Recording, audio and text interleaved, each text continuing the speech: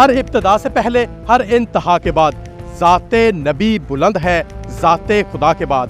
दुनिया में इख्तराम के काबिल है जितने लोग, मैं सबको मानता हूँ मगर मुस्तफ़ा के बाद। नाजरीन, मैं हूँ मिर्ज़ा कफील बे कैफी और आज एक दफ़ा फिर दरियाए जेहलम के किनारे हफाजती बांध पे मौजूद हूँ। इलाका मकीनों से जानने की कोशिश करते हैं कि डंपरों की आमदो रफ्त की वजह से इन्हें किन मुश्किलात का सामना है।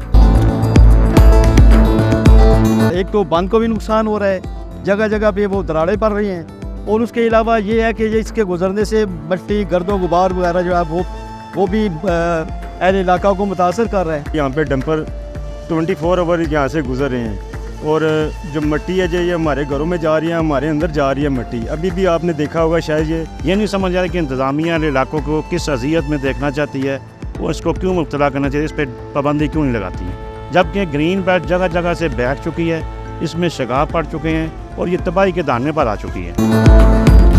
इलाका मकीनों का मुतालबा है कि ज़िली इंतज़ामिया इस पे फिल फौर नोटिस लेके इन डंपरों की आमदो रफ्त बंद करे। आइंदा किसी नए मौजू के साथ हाजिर होंगे। अल्लाह हाफिज़।